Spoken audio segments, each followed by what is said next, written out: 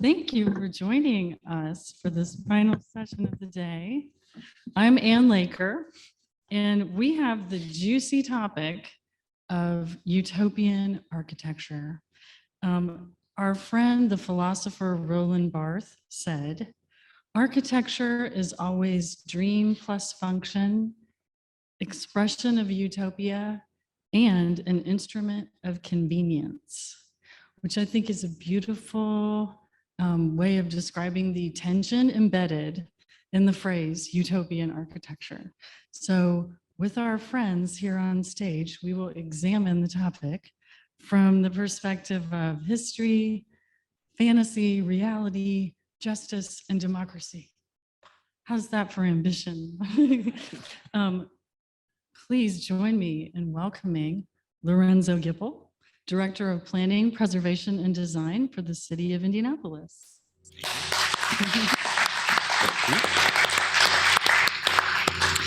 Adam Tees, Associate Vice President for Capital Planning at Indiana University. And Marsh Davis, President of Indiana Landmarks since 2006. Is that right? Yes. Yes.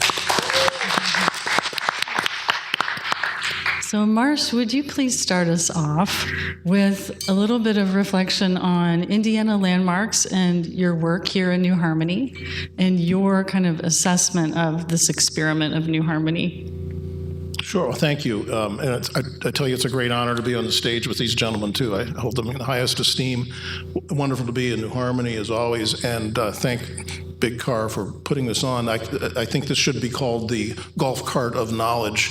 Sending big golf cart, but it's wonderful. Indiana Landmarks has had a long relationship with New Harmony. We've had a contractual agreement with Historic New Harmony for years to help in the conservation of some of the architectural treasures from the earliest era of the settlements here. We've had some specific projects we've worked on, but it's been a long and happy relationship, and I relish every opportunity I can to come back to New Harmony. Mm-hmm. So, you have some slides to share. Yeah. I think I was initially assigned to talk about utopian architecture, which is kind of daunting. There's been so many wonderful things said today about the history of New Harmony, the past, and about utopian theory and what is utopia. When I first saw the assignment, I thought, well, what is utopia? Well, you've heard now a number of times, utopia from the Greek translation means nowhere, no place. So where do you go from there?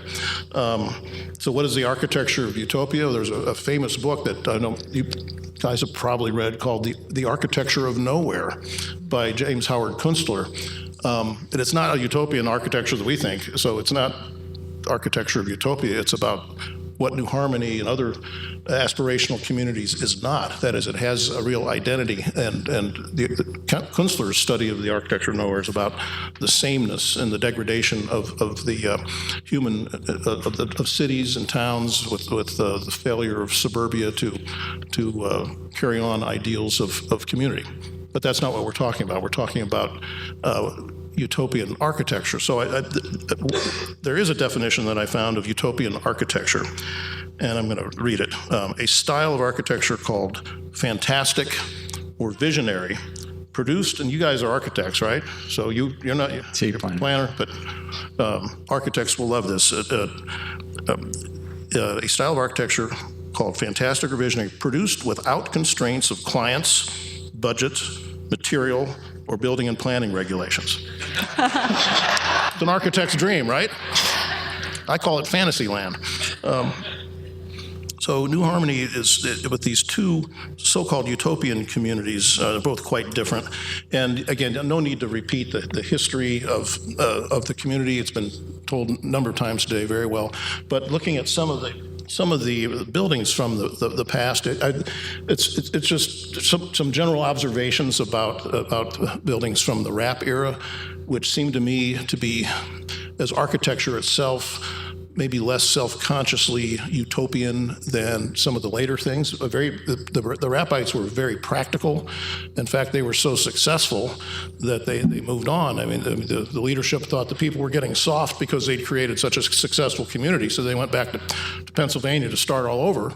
And they didn't call it harmony, they called their community economy, because they were so successful with their commerce. So, but the buildings tend to reflect more traditional designs. There's nothing really radical that I see in the remnants from the Rapp era. Oops, hit the wrong button. There it is.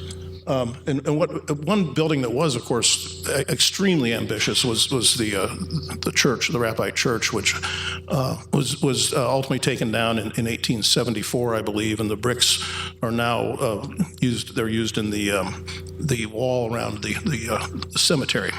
The survivors of some survivors from the Rapp era came back in 1874, dismantled the building and recycled the bricks. But a huge building. The model is out in the lobby here. So again, I need not go into great detail about that. But this was a visionary building, supposedly inspired by a dream that George Rapp had, and based on the Maltese cross of enormous dimensions. It must have been a stunning, huge building in the wilderness of Indiana in the 1820s.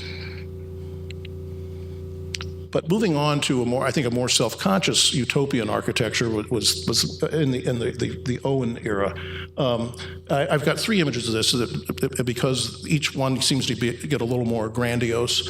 But this was the plan for New Harmony that Owen thought he was going to realize, and of course it didn't happen. But this is really more self-consciously utopian architecture. Just a couple more images. Oh, and this makes it, well, if you read this, you can't from this standpoint, but it suggests this place actually existed. Of course, it didn't. There's another even more elaborate view, but this one is just over the top. I mean, there's even a sea out in the background. One name that has not come up today that I thought was interesting is the man who designed this. It was an English architect named Thomas Stedman Whitwell, who lived from 1784 to 1840. He was famous for this work for Owen, creating this fantastic community. He called this designed for a community of 2,000 persons, founded upon a principle commended by Plato, Lord Bacon, and Sir Thomas More. He's also famous for one of his probably his last work that really did his career in. He designed a theater, the Brunswick Theater in Whitechapel in London, the roof of which collapsed some days after it opened due to the weight of the theatrical equipment. So it put an end to Mr. Whitwell's career as an architect. Several lives were lost in that disaster as well. But then moving on, we've heard about the so-called failure. It wasn't a failure of the Owen era, and the wonderful residue that it left in the human capital. And the building that, to me, best represents that era is the laboratory. It was David Dale Owen's fourth laboratory, built in 1859, just a year before he died. But it embodies that richly romantic mid-19th century American architecture. You have Gothic and Italianate and Norman all in a mashup of this building, and it's strikingly similar in character to the Smithsonian Institution in Washington, which was designed in 1846, so a little more than 10 years earlier. But Robert Dale Owen, David's brother, we believe had a strong hand working with James Renwick in the design of the Smithsonian. So there's no coincidence that these buildings look alike. But this represents to me that the ongoing thoughtfulness of the community in the mid-19th century. And then, do I have just a couple more minutes? Is it? Okay. I heard earlier that on a panel you're not supposed to quote from someone, but I am going to to quote from Paul Go for it. Goldberger, who gave a lecture here in 2010 on this very stage. It was part of the State Preservation Conference. We paid him quite well for that, so I feel entitled to quote liberally from his address. But I thought it was very good, and it really will sum up, I think, this idea of New Harmony and its architecture and the relation to utopia. What makes New Harmony compelling is that it hasn't been preserved solely as a relic. It is no longer a utopian community, obviously. It hasn't been that for close to 2 centuries now. But neither is it a pure relic or a place intended only to focus on the past. When the time came to build the key public building, the Visitor Center, the Athenaeum, the decision was to make the new building as clearly and absolutely a part of the late 20th century as the remnants of early New Harmony had been a part of the early 19th century. Here, preservation was not dependent on illusion.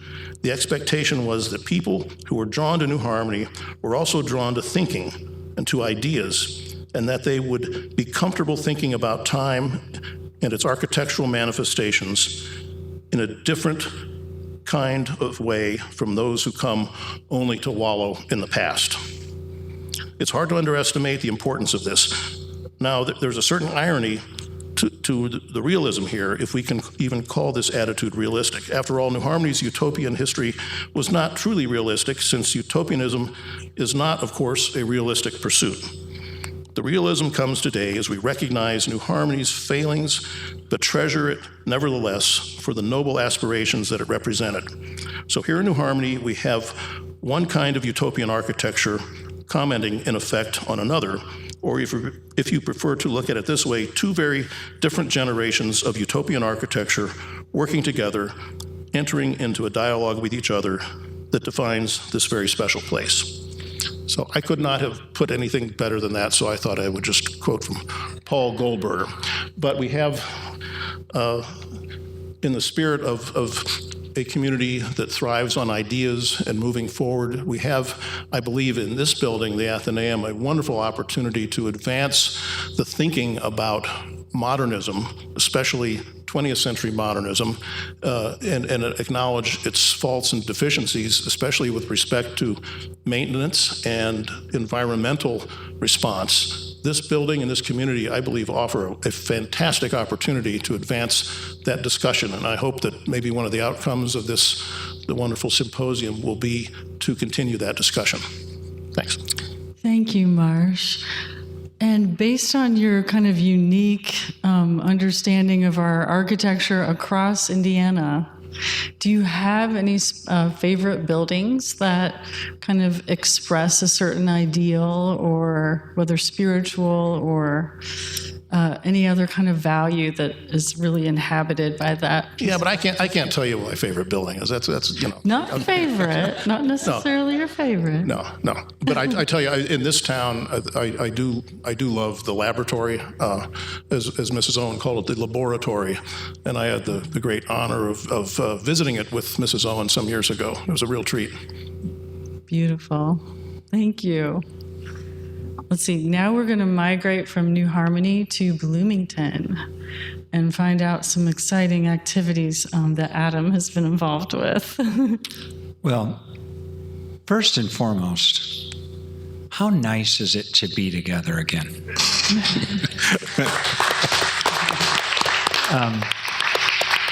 Jim and Shanta, what a nice event. We're talking about utopia. I think we just had it for dinner. Right? The golden hour, the sun was setting, good food, people chatted, people who didn't know each other now know each other. I think you guys can walk away and say, you know what utopia is. That's it. I mean, it was really quite special. I really loved it. So thank you. It's really cool to be here. Right? The reason it's really cool to be here is because there's a super strong connection between the name Owen and Indiana University. Anybody can tell me what the second oldest facility at Indiana University is named after? George Owen Hall. That's correct. Owen Hall was built. It is an extremely sustainable building. Does anyone know why it's an extremely sustainable building? It's because it was built from the bricks that came from the fire of the science building. The original building of Indiana University had two original buildings that were of significance, one in 1855, one in 1873. The 1873 building has a huge fire, and what do? They saved all the bricks. And they rebuilt Wiley and Owen halls. They are the only two red brick buildings we have. We gave up on that building material immediately thereafter. So from 1890, which is then Maxwell Hall, and then Kirkwood Hall in 1904, we start building with limestone. That's what many of you would know Indiana University to be. So there's a very strong Owen connection. So kind of fun, right? There's a kind of connection.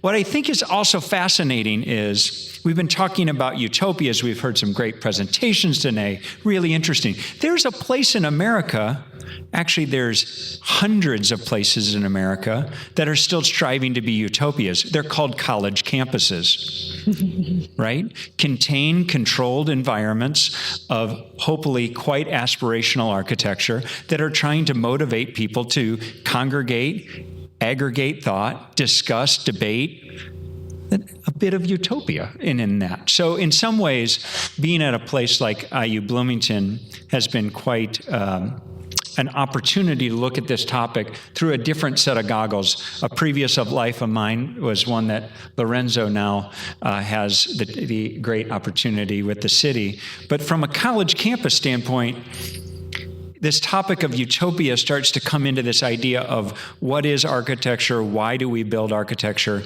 and when do we build it? And so, Anne, you referenced a specific project, and so I'll talk to that. Is that what you'd like a little bit of?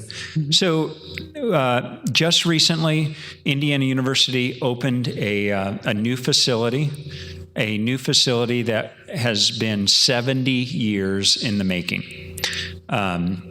I could take too much time, so I'm going to try and be acute about what this facility is. The short story is that in 1952, Mies van der Rohe was invited to IU Bloomington to design a fraternity house. The reason he was invited there is because two Indianapolis businessmen named Joseph Cantor and Harry Burke or Berkey, we're not entirely sure what Mr. Burke or Berkey's last name, how it was pronounced. These two businessmen had a theory that they could invite the world's greatest architect, who Mies van der Rohe arguably was in the late 1940s, to design some buildings for them in Indianapolis. How many of you are Indianapolis people? Would you please raise your hand? Just so you know, Mies van der Rohe started or designed 6 buildings in Indianapolis. None of them were built. I've spent the last 6 years of my life digging through dirty and dusty archives at the Museum of Modern Art in New York, in the archives of the Art Institute of Chicago, in Mies's files, in his associates' files.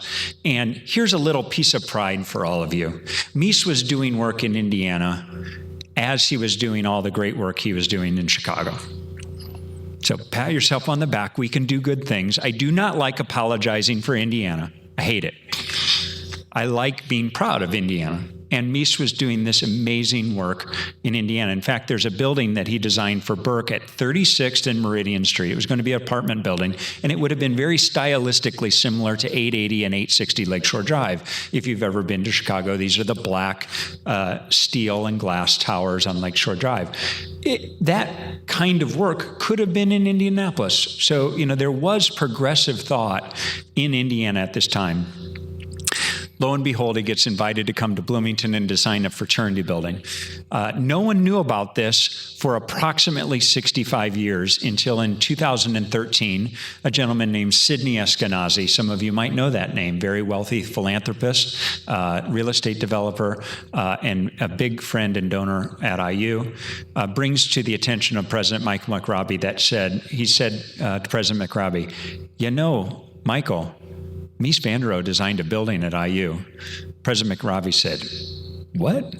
We know about every building built at IU. We have books upon books upon books about our history and our legacy. No one had heard of this. Completely unheard of. And so we started doing the work. And lo and behold, he had built had designed a building at IU, and it wasn't built. For the reasons that you outlined for utopian architecture. It was over budget, it was unbuildable, it was not possible for the client to achieve. And so at the end of the day, it simply went away until it was rediscovered about the last 5 years or so. And it's been my great honor, complete and great honor. I've been very thankful for those that I work for at IU to now bring that building to fruition, which I think we have some slides. Yeah, sorry, it's really quite daunting to look behind you and see this big a screen. And here it is. It just opened. The building is white painted steel and limestone at the base with glass. It is entirely encased in a second floor glass. It's about 10,000 square feet. And what happened is it is actually, the reason we built it, it was an intersection of factors. It was not, hey, this is a neat, cool story. It was actually a series of factors that led to it being the right story, not just a cool story. The right story being, we had a need. The need was that our art, architecture, and design school had just become a school that had joined several different schools. At one time, it was a studio arts school. Then it had apparel merchandising. It just recently has started an architecture program. And all of those were in different facilities across our campus, 4 different locations. So we had a need for a hub. We had a need for a place that kind of was this central place for that school. Then there came a factor that Mr. Eskenazi and his wife Lois supported the idea of building this building financially. And we had a location that made sense on our campus. How many of you are Indiana University alumni? Okay, so many of you would know that Indiana University typically does not look like this. But it actually does look like this on Jordan Avenue, which is now known as Eagleson Avenue. If you go up and down Jordan Avenue, you'll see the Calder sculpture, the Mac, several of our dormitories, 1949 Reed, 1949 Wright, all of those facilities, Wells Library, 1970, they are of the modern era. And so this actually fits in quite wonderfully along that context, right? So we talk about utopia in the context. Well, this is in the context of its specific part of the campus. So the building just opened. It's now operational. It includes approximately 15 offices for faculty and staff in the School of Art, Architecture, and Design. And then it has a grand open major room in the front. As a fraternity house, it would have been awful. Awful. Imagine single pane glass and a fraternity brother says, I'm going to joke around with you and throw you against the wall. They would have been out of the building and dead. So I'm glad we didn't build it as a fraternity house. What we did have to do was figure out how to build it today. Because when it was designed in 1952, there was no air conditioning. There was no even real ventilation planned for this building. There was no ADA access. There was no energy code. There was no thought around how it would actually function. And we had to figure all that out. And this photograph shows you a good image. Look at the top of the cornice and then the floor of the, in essence, second floor. That's 15 inches of C-channel steel. We had to get every modern mechanical into 15 inches. And if any of you are architects in the room, you realize how nearly impossible that is. And it wasn't 15 inches because you have to subtract the terrazzo floor, the insulation, the lighting, and the undersoffit. It was actually 10 and a half. So in 10 and a half, we made 923 penetrations in the steel to figure out where to put all the tubes so that it functions as a modern building. This is from the rear. You see the Indiana limestone at the base. This is it at night. It's really magic at night. It kind of looks like a lantern on campus at night. We've now installed the curtains since this photograph was taken. And the curtains, when they're fully shut and the lights are on at night, it has an almost like ethereal quality to it. It is actually a very calm building to be in. During the daytime, people are now finding their way into the building because they just want to study and read. Just very calmly, because you see a tremendous amount of traffic on the street in front, but they want to just be there. Again, tying into these ideas of this symposium, the idea of utopia, right? The idea of a special feeling and emotion. This building definitely takes on some of those qualities. The front, a side angle of that's the ADA ramp. There's the side elevation at night. The columns, it's held up only by 20 wide flange steel beams. It is engineered, this is fantastic.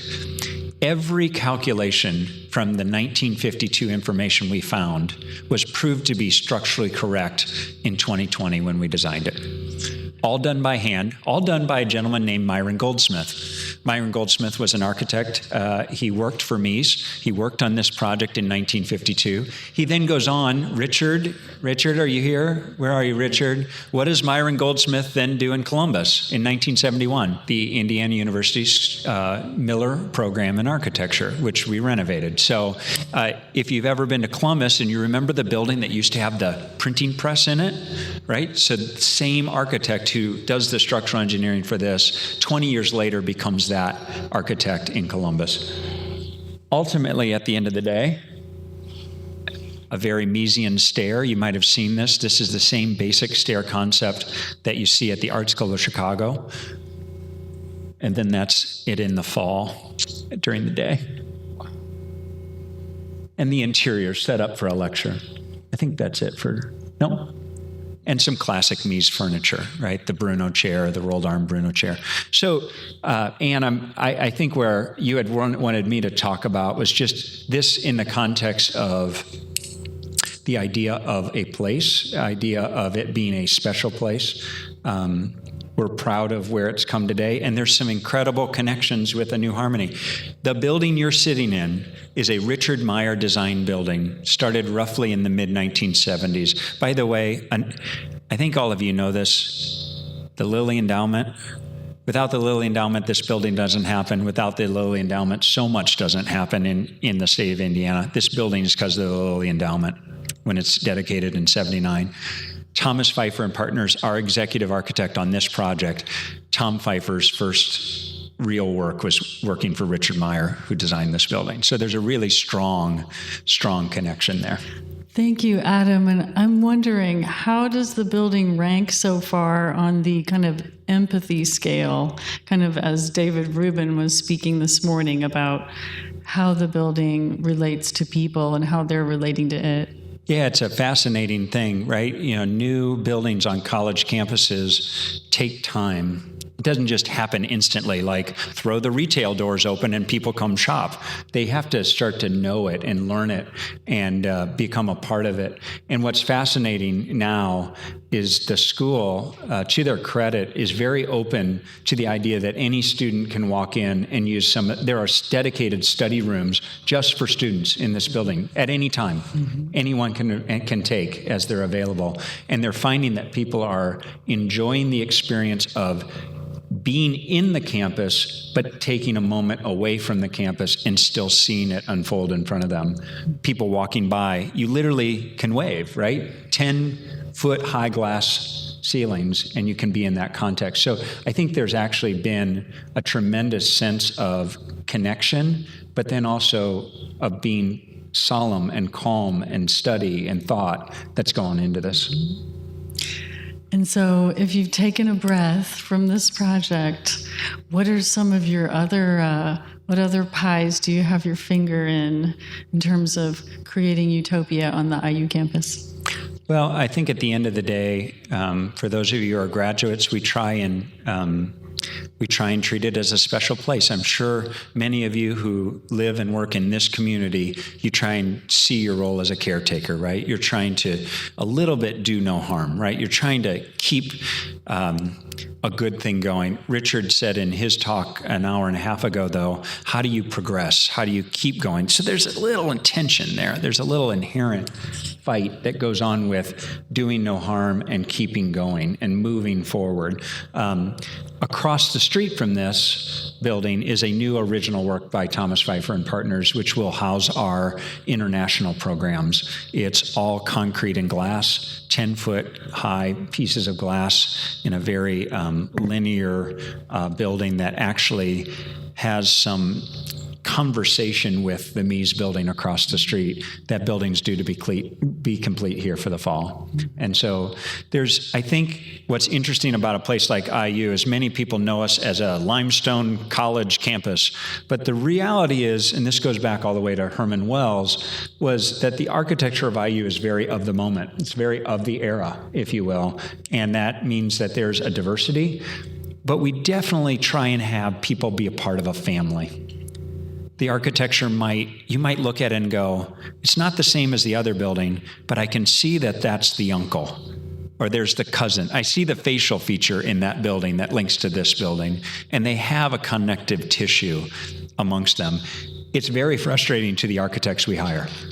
They all want to design a standalone, standout building, and we say, we want you to contribute to our standout campus. That's very frustrating to almost every architect we hire. They don't want to be a part of the whole, they want to have the standout building.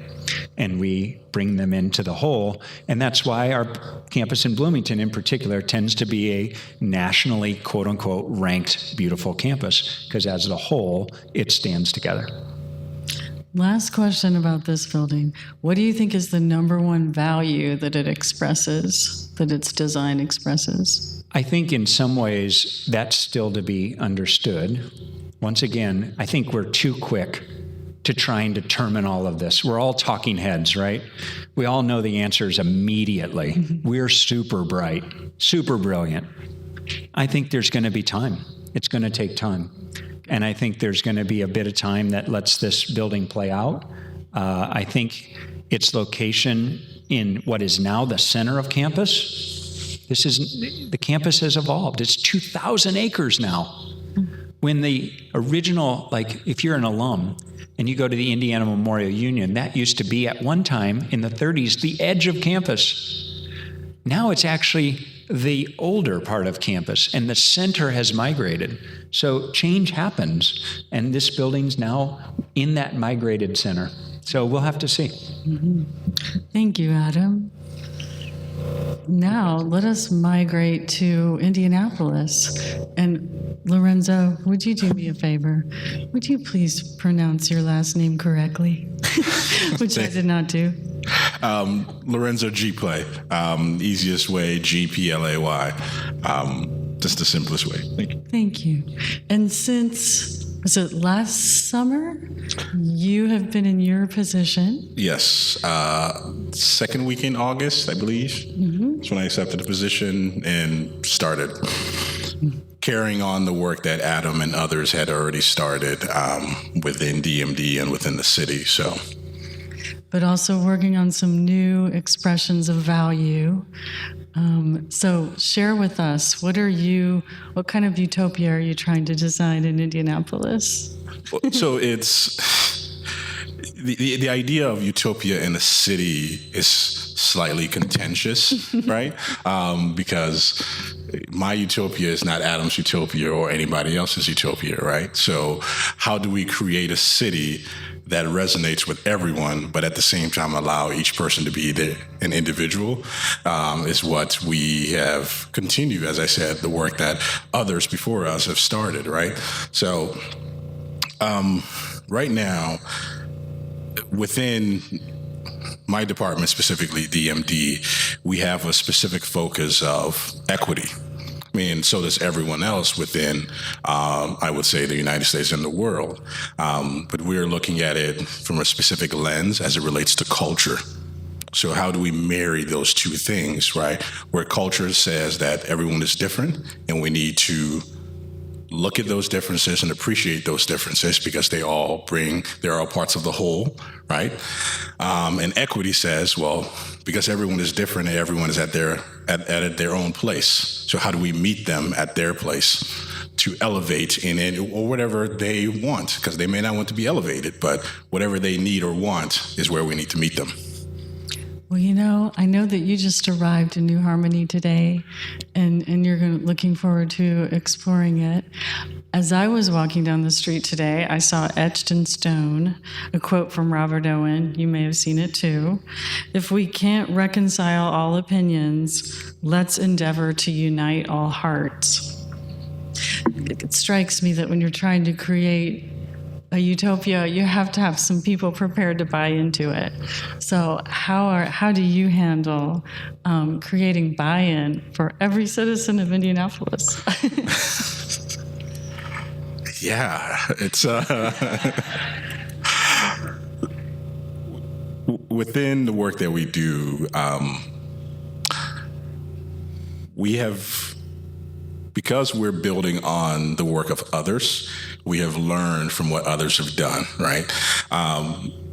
With cities all around the United States, we've learned that designing for people or at people doesn't really work well. I mean, our cities are okay and they're functioning, but that work has not really, and going about it in that manner has not really worked out well for us, because it has decimated some communities and it's helped some communities grow. It has decimated some space, right?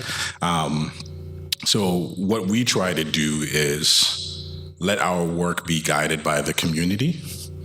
And that's primarily from the perspective of the needs of the community, which has greatly changed in the last 2 years also. And we have to be very much, and I know when I say this, Adam is going to slightly chuckle a little bit, right? Planning, we have to plan for the future and be proactive while at the same time reacting to what is happening right now. So we are working with what we hear from the community and then putting it back out there to say, okay, is this what you requested or what is it that you want? And not everything that we do is, will be the first to tell you that not everything that we do or continue to do is going to work out well, because the city in itself is a living laboratory. So we're testing and applying things, and there's sometimes they work and sometimes we say, okay, let's go back, erase that. We learned from these pieces. We learn from these pieces, let's adjust and then see how it goes. So can you share with us some things that you're working on? Absolutely. So everyone raise their hand again if you're from Indianapolis. Do you like being in Indianapolis? Okay. Do you love Indianapolis? Are you proud of Indianapolis? The hands are getting less and less. Boo. And as I said, right, Adam is a good friend and a mentor, and I began my career with him being one of my professors at Ball State. But I'm in the same sentiment as him that Indianapolis is wonderful. Like, we don't realize how wonderful it is, but it is truly wonderful. And there are some people here who have known me for a while. One of my favorite things to talk about is when people talk about Indianapolis as vanilla, it strikes me in a different way, because for me, personally speaking, vanilla takes on the flavor of anything you add to it and makes it its own. And that is one of the things that we do very, very well, right? Let's be honest. It's one of the things that we do very, very well in Indianapolis. From the work that Big Car has done, to the work that Brian and CICF has done with the Cultural Trail, to the work that Adam did previously, right? Me, Deborah Burke. Let's be honest, right? And I mean, the work that it has continued to be done. So these are being some of our accomplishments in 2021. Like DMD, we did some pretty dope things. And this is all work that was done prior to me joining or even thinking about the position.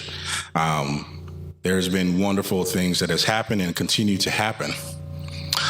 But from this, we have started to build on this. And I wanted to, Jim asked me to speak on my personal ideals as to how I've been able to help embed some of this into the work that DMD is doing. And I'm going to touch on some of that, but start off at the 50,000 foot view and then work our way down towards our main economic driver, downtown.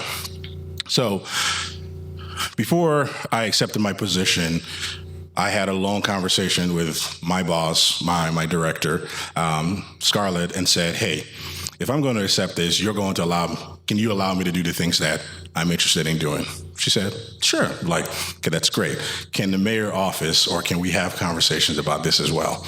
She said, sure. And I said, well, one of the first things that I want to do is look at culture and equity within the city. And she said, well, let's have a conversation because we've already started the work. While Adam was there, Brad Bobian, the Administrative Current Planning, had already started some of the work.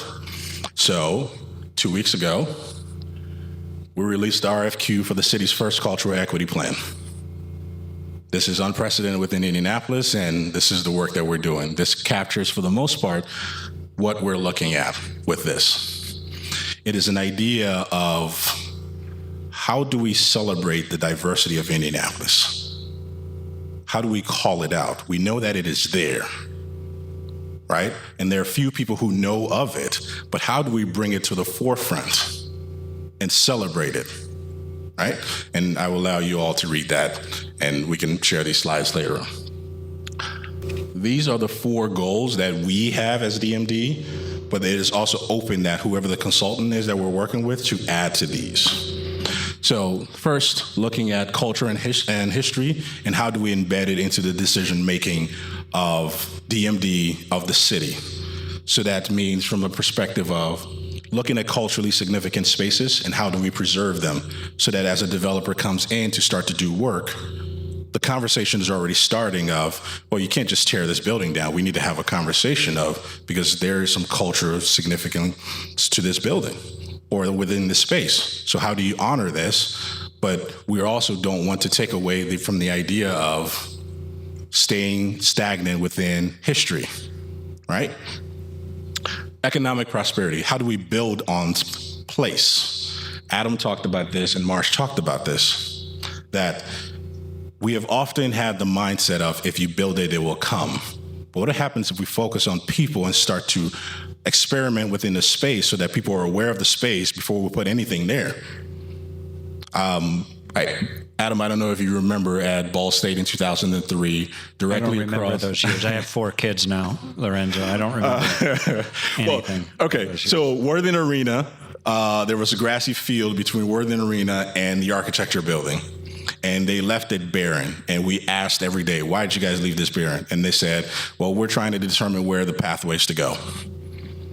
And we said, okay. And they said, well, you guys are going to have to understand this over time. And over time, people will always create the shortest pathway. My dad used to tell me the quickest pathway between point A and point B is a straight line, right? So over time, students created the pathway within the grass, and now those are where the sidewalks are. So if you give people the opportunity to occupy a space, right, you are then enticing them and making it appetizing for them to be there. An Indianapolis identity. Everyone says Indianapolis doesn't have an identity. We actually do. It's a variety of things. Identity is not a singular piece. Identity is made up of multiple parts. And a people and equity-centered approach. People first. It is the reason why we do everything that we do, right? People first. Following that, we released, that's a flaw in my slide, a regional center guidelines update. Our regional center, it's a zoning overlay that focuses on a specific area within the downtown area that guides the urban design of Indianapolis, right? That work is, again, being connected to all of the work that we're doing with the cultural equity plan. I'm going to fast forward through these. We're also doing our land use update. We do periodic assessments of the land use plan, but primarily everything that has happened within the last 2 years have changed the way we look at land use updates. Everywhere around the world, the idea of housing and how people interact with housing has changed. San Francisco went from being the hottest real estate market within a year being barren and prices dropping.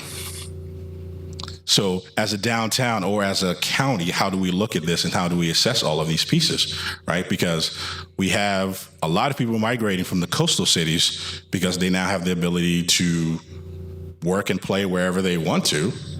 So how does that change and affect our land use? Which then leads to a focus of downtown. Our downtown, when COVID hit, we experienced everything that every other downtown has experienced. Our downtown went from being very much a bustling capital city to being barren. I personally worked downtown when everything else was shut down, and if Anybody here was in Indianapolis during the Super Bowl and how that felt when the city was shut down? That's how downtown felt for a year and a half to 2 years. So from that, it became an assessment of how does downtown survive? We cannot rely entirely on office workers. So we need more people downtown, and not just people. We need a diversity of people that support from the lowest to the highest economic tiers, right?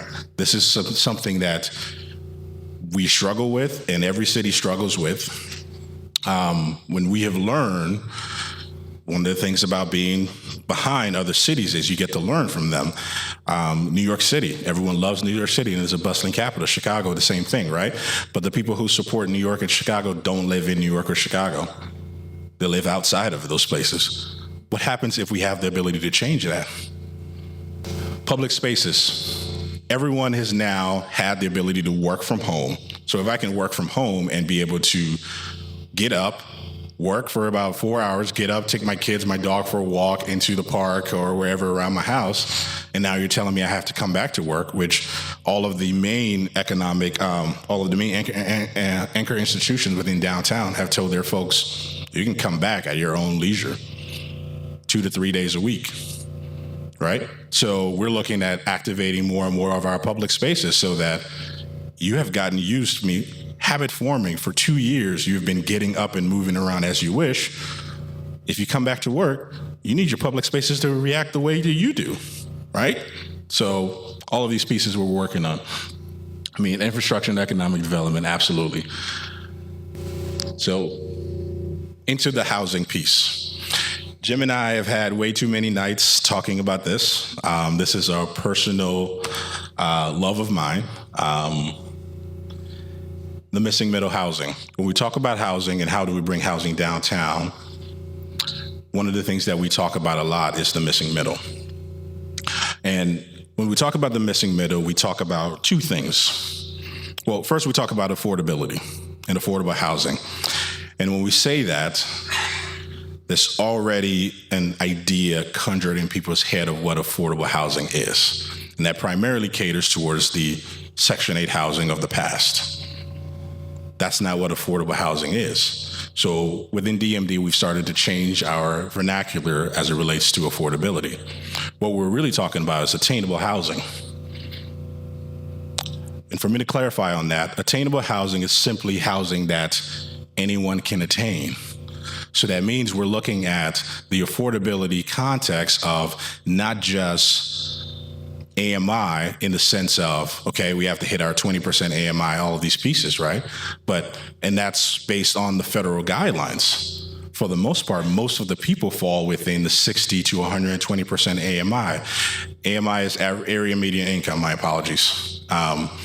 So if we're just talking about numbers, and I may get this wrong, but please don't hold me. 60% AMI or 80% AMI, I believe, is about $40,000 a year. Let's put that into context. So if I'm making $40,000 a year, am I able to purchase a home? Right now, realistically, no. And that's within a lot of cities.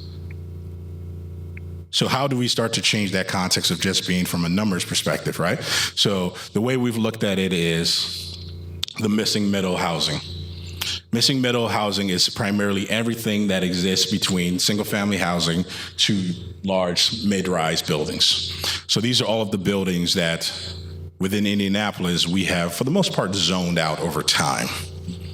Now, the piece about this, from a tax base, this is putting a lot of units into a single parcel that increases your tax base without increasing your land use.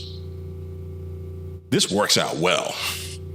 And this is a concept that has existed in most spaces, right? So I'm just going to run through a few quick examples, right? So duplex, side by side, fourplex, stacked, courtyard homes, cottage, townhomes, multiplex, live work units. These are all experiments that we've done in Indianapolis, and there's some that exist historically, but we haven't really focused on a lot recently. These are just some examples of them. And these are things that Jim and I, we've been talking a lot about over the years. We started these conversations playing baseball, and we continue to have drinks over, okay, what can we do here? What can we do, right? And these are, like, as I said, these are things that are, to me, very, very important, because the types of housing that exist, right? When we talk about utopia, my idea of a utopian neighborhood is one that exists of me and my friends and my family. Because again, there are people in my world that make more money than me, make less money than me. Cooler than me, not cooler than me, right? But what does it exist? How does it look if we're all able to be into a space, right? So just more examples as we can get into more modern types and some historic context as well, which moves on further into downtown specifically. So in an effort to try to put our money where our mouths is, right, we released 2 RFPs recently for two sites that, I mean, I'm going to say this, Adam, and correct me if I'm wrong, but to be able to release 2 major sites like this that are prime and ready is something that has been unprecedented, that hasn't really happened as quickly from the city's perspective. So it's a historic moment for us to be able to have City Market East release an RFP for that. So this is directly east of City Market. And the way we've looked at this is to say, with constriction comes innovation. We want something innovated within this space.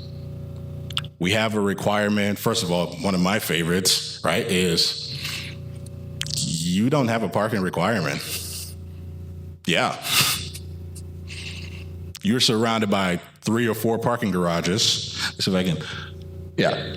So there's a huge parking garage here, right? Several parking garages in all of the area.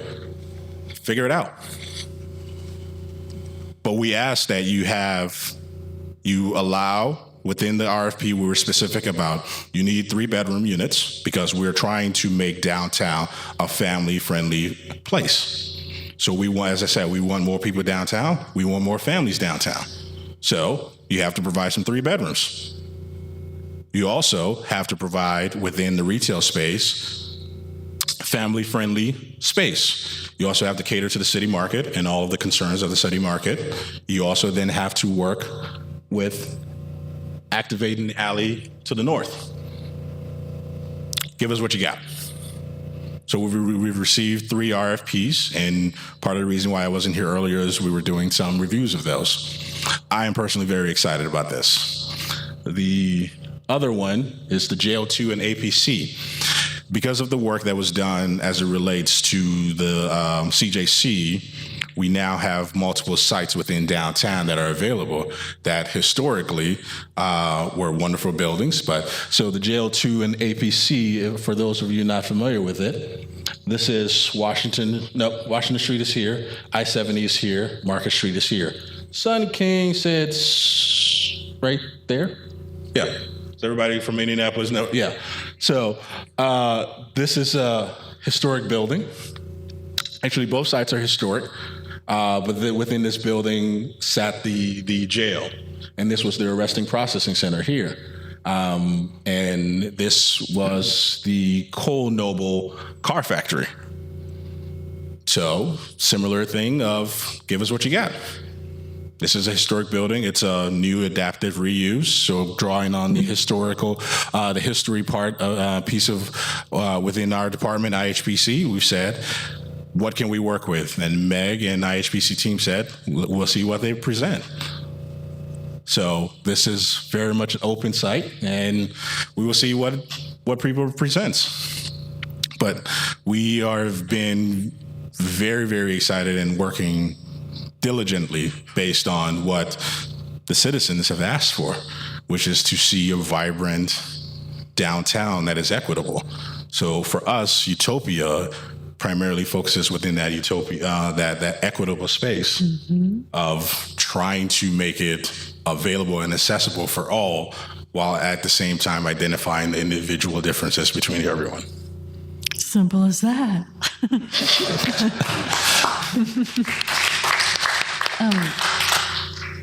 And this is just a slide of all of the sites and things that are available right now that we're looking at to say, we got a lot of stuff coming. Yeah.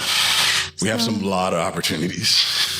So as you are wrestling with all of these opportunities, do you come across any kind of dystopian features in our city that you have to battle? Yes. Sidewalks. Sidewalks. So my background is in architecture. Per ADA guidelines, sidewalks 5 to 6 feet wide.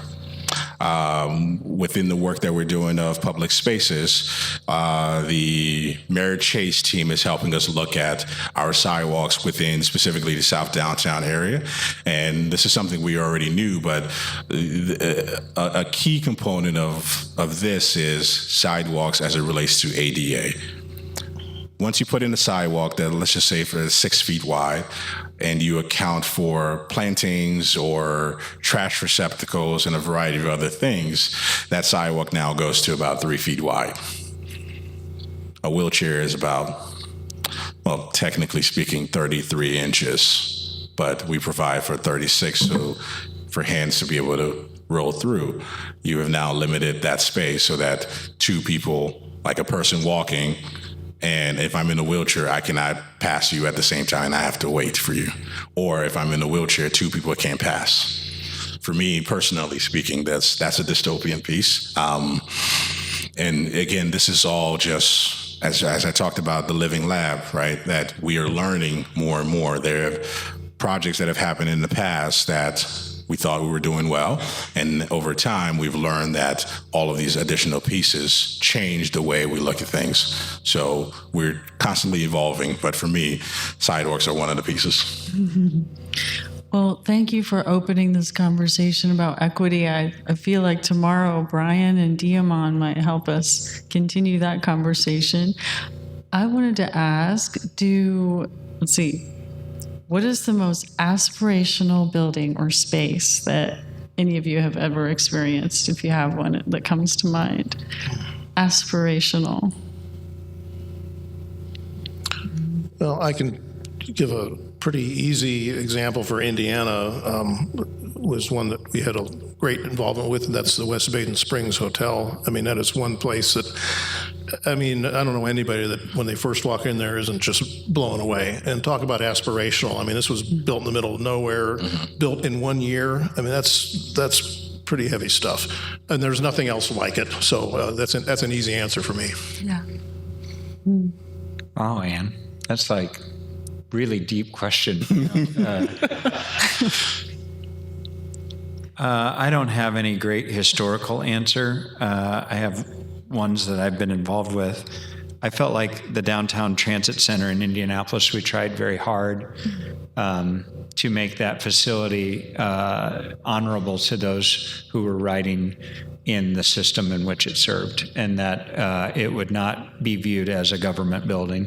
Mm-hmm. And people have told me they feel like we were successful, so that feels like it was aspirational. Excellent. For me, I often think about space as aspirational, right? The work that, again, has been continued by Adam and predecessors before as it relates to Luger Plaza and just the activation of the cultural trail, right? And the transit center and all of these pieces, the circle, be it has a tumultuous history, right? All of these pieces, I think we're often within Indianapolis, we're often striving for space that works for everyone, and for me that's a piece that is truly aspirational and is slightly daunting to think about it often, because we are working on projects that, as Adam and Marsh said, right, that we don't know the impact of them until after. It's not like we can go in the future and learn of the impact and adjust pretty quickly. But as we're working on them, and when they're completed, and we rely on others to tell us that, yes, this is wonderful, this was worked out well. And could I give a bookend answer to that question? And it's almost local. Another truly aspirational place, very inspiring, is the Lyle Station School.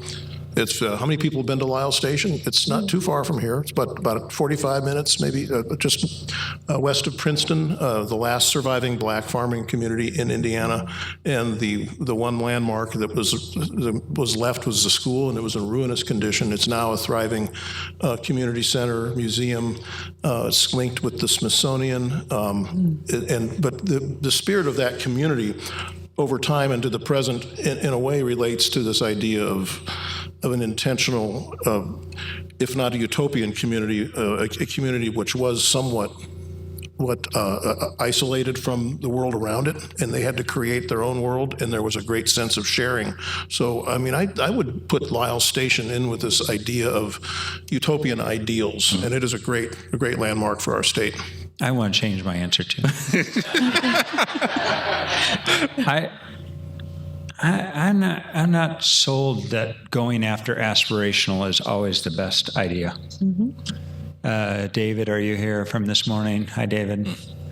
You know, I think sometimes aspirational gets read wrong in the architectural community as like it becomes some sort of thing unto itself, as opposed to the idea of you heard me say this at the beginning. You already had utopia if it was down at the Opera House at 6:00 tonight. It was awesome. People were having a nice meal. You were chatting.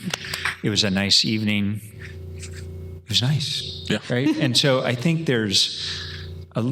aspirational can be a trap. Yep. In my opinion.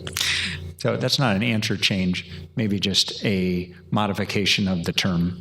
It can be a trap. Not to say that it's not always needed, it just can be tricky. Well, and I always feel like in order to be a designer, you have to have some sense of yourself, maybe call it a little ego. But what do you do with that, if you don't also have the humanism and who are we aspiring for? Who's utopia, et cetera, those questions. Well, I think aspirational's nephew, cousin, or little brother is iconic. Mm-hmm. That is the other word I hear a lot of, is it iconic? Mm-hmm. Well, what makes something iconic? And so that gets tossed around a lot in Indianapolis in particular. Mm-hmm. Everybody's searching for iconic. It's a slippery slope. Good summary. Yeah. Do you have any questions for each other? Say that again. Do you have any questions for each other before we invite you all to ask? I do. I think this would be a lost opportunity if I could put Lorenzo on the spot. Lorenzo was born in Liberia. Yeah. And Liberia, the history was there was an effort to resettle black people from the United States into Liberia. And there's some sense of a community there that people had to create that is not entirely out of line with what we've been talking about today. And I thought you might just make some observation. Now we had a discussion about the vernacular architecture that was carried from the east coast of the United States to Liberia, and then people basically recreated to some extent what they had known here in the United States. And that's an opening for you. Thank you for putting me on the spot, Marsh. Yes. So born and raised in Liberia. My family moved to the U.S. in '96, and I've been in Indianapolis ever since, other than spending 6 or so years in Muncie. So the history of Liberia is the only United States colony in Africa. It was land that was purchased from the neighboring countries, French primarily.